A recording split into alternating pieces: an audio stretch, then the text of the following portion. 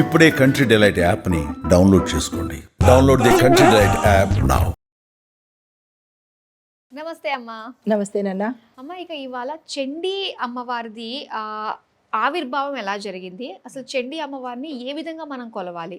మామూలుగా చండీ, చాముండి ఇలాంటివన్నీ కూడా మనము కొలము, కొంచెం ఇవన్నీ కూడా తీవ్రంగా రౌద్రమూర్తులు కదా. సో వాళ్ళని కూడా మనము ఈ దసరా నవరాత్రుల్లో పూజిస్తున్నాము. దీని యొక్క ఆంతర్యం గురించి తెలుసుకోవాలనుకుంటున్నాం అమ్మా. తప్పకుండా. అయితే అమ్మవారి అవతారాలన్నీ ఏదో ఒక అంశంలో మనకి మూల శక్తికి మించినటువంటి శక్తి అవతారాలు ఇవి.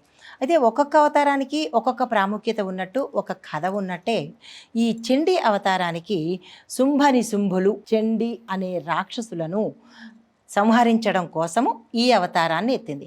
అసలు ఈ అవతారాలన్నిటికీ మూల కారణం ఏమిటంటే కనుక, రాక్షసులు దేవలోకంలో పడి ఇబ్బంది పెడుతుంటే, ఋషులను, మునులను, దేవతలను ఇబ్బంది పెడుతున్నప్పుడు, వాళ్ళ శక్తి సరిపోనప్పుడు అందరి దేవతల యొక్క శక్తితోనూ ఒక్కొక్క రోజు కొంతమంది రాక్షసులను ఒక్కొక్క అవతారానికి తగ్గట్టు ఆ అవతారానికి సంబంధించిన రాక్షసులను చంపుతూ దుష్ట శిక్షణకు ఈ అవతారాలని ఎత్తవలసి వచ్చింది. అయితే ఈరోజు ఈ అవతారంలో చండముండ నిషాదులను, నిశుంభులను చంపడం కోసము ఆ తల్లి ఈ అవతారం తీసుకున్నది. అయితే ఈ అవతారం వెనకాల ఉండే ఆంతర్యం ఏంటంటే, దుష్ట శిక్షణతో పాటు శత్రు సంహారము. ప్రతి ఒక్క అంటే నిత్యకృత్యంలోకి కూడా మనం అన్వయించుకుందాము. ప్రతి మనిషి ఎదుగుతుంటే వెనకాల మనకి తోడయ్యే వాళ్ళు ఎవరు? శత్రువులు. ఏడ్చే వాళ్ళనే మన శత్రువులు అని చిన్న పేరు పెట్టుకుందాం. అంటే ఒక మనిషి ఎదుగుదలకి అంతఃశత్రువులు, బయట బాహ్య శత్రువులు కూడా ఉంటూ ఉంటారు. అంతఃశత్రువుల్ని మనం చంపచ్చు, అది మన చేతిలో పని. మరి బాహ్య శత్రువుల్ని చంపేది ఎట్లా? దానికంటూ ఒక శక్తి కావాలి కదా. ఆ శక్తి కావాలి అనుకున్నప్పుడు ఎవరైనా సరే అంత పెద్ద ఘోరమైన నిష్టలతో కాకుండా మామూలుగా ఈ చండీ అవతారంలో ఉన్న ఈ మహాచండీని కనుక మనం పూజ చేసుకున్నట్టయితే బాహ్య శత్రువులు నశిస్తారు. మనకి ఎంత డబ్బులున్నా, ఎంత ఐశ్వర్యం ఉన్నా, ఎంత పేరు ప్రతిష్టలు, అఖండ కీర్తులు ఉన్నా మన వెనకాల తెలియని వాళ్ళు మనని ఇబ్బంది పెట్టేవాళ్ళు శత్రువులు. మరి వాళ్ళను కూడా నాశనం చేయాలి కదా. ఆ నాశనం చేసేదే ఈ అవతారంలో ఈ తల్లి అన్నమాట. అయితే ఈ తల్లిని మనకి నవరాత్రుల్లో 7వ రోజుగా మనము పూజ చేస్తాము. ఈ తిథి ఎప్పుడు వచ్చింది అనేది చూద్దాము. అయితే షష్ఠీ తిథి మీద ఈ అమ్మవారు ఈ అవతారం చేసింది. అయితే సెప్టెంబర్ 27వ తారీఖు శనివారం రోజు మధ్యాహ్నం 12:03 నుంచి మరుసటి రోజు అంటే 28వ తారీఖు ఆదివారం నాడు మళ్ళా మధ్యాహ్నం 2:27 వరకు షష్ఠీ తిథిలో ఈ చండీ అవతారం వచ్చింది. అయితే ఇది ఏ నక్షత్రం మీద తిథి చెప్పాము, మరి నక్షత్రం కూడా తెలుసుకోవాలి కదా. జ్యేష్ఠ నక్షత్రం మీద ఈ అమ్మవారి అవతారం అయింది. అది ఎప్పుడు అంటే సెప్టెంబర్ 28 తెల్లవారుజామున 1:08 నుంచి మరుసటి రోజు సెప్టెంబర్ 29వ తారీఖు తెల్లవారుజామున 3:55 ఈ జ్యేష్ఠ నక్షత్రం మీద ఈ అవతారం వచ్చింది. అయితే మరి ఈ అమ్మవారికి ఏ రంగు పువ్వులతో పూజ చేయాలి అంటే కనుక పసుపు రంగు పువ్వులతో అమ్మవారిని పూజ చేస్తాము. మరి ఈరోజు ఇవ్వవలసిన దానం ఏంటంటే స్వయం పాక దానంతో పాటు దక్షిణ తాంబూల చీర రవికల గుడ్డ, యథాశక్తి పసుపు రంగు గాజులు, ఏది ఇచ్చినా సరే పసుపు రంగు చీర, పసుపు రంగు గాజులు, పసుపు రంగు వస్తువులు, పసుపు రంగు సంబంధించినటువంటి దానాలు ఇస్తాము, పువ్వులు చేస్తాము. అయితే జ్యోతిషపరంగా కూడా ఇక్కడ చెప్తాను నేను మీకు.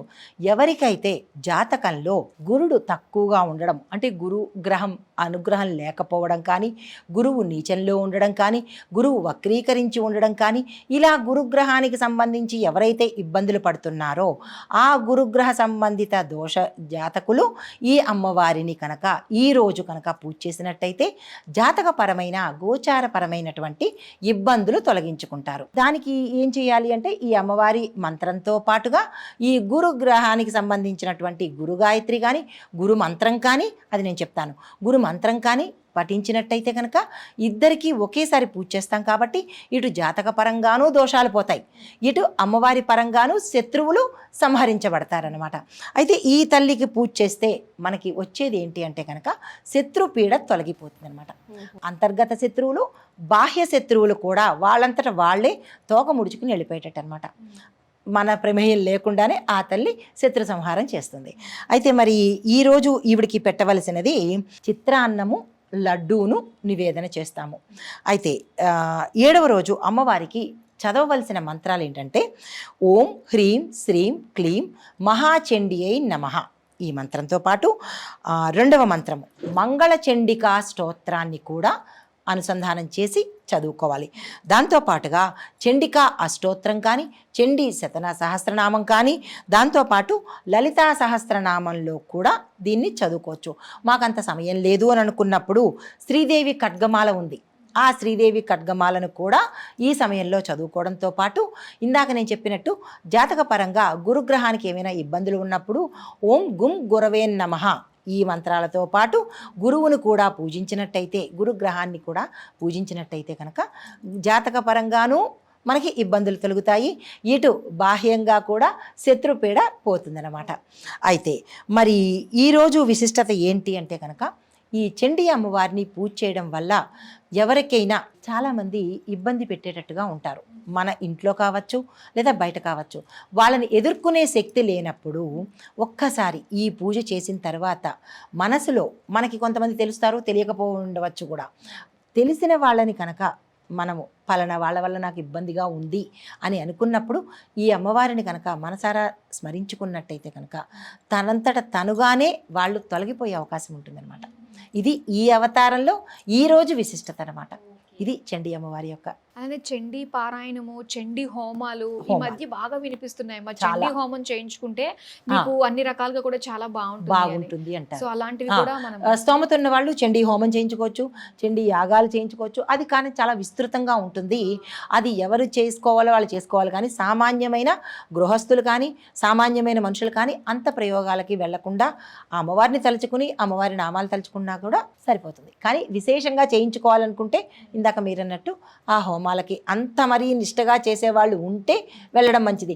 చాలామంది ఏం చేస్తారంటే మేము అంత చండీ హోమాలు చేస్తున్నాము, చండీ యాగాలు చేస్తున్నాము అని చెప్పి కూడా ప్రజల్ని మభ్యపెట్టేటట్టుగా ఉంటుంది. కాబట్టి ఈ విషయంలో ప్రజలు జాగ్రత్తలు తీసుకుని ఏది మంచిది ఏది కాదు అన్న కొంచెం విచక్షణతో ఎందుకు సర్వత్రా అమ్మవారిని పూజించుకుంటే సరిపోతుందిగా. చాలా చక్కటి విషయాలు మాతో పంచుకున్నందుకు ధన్యవాదాలు. నమస్తే.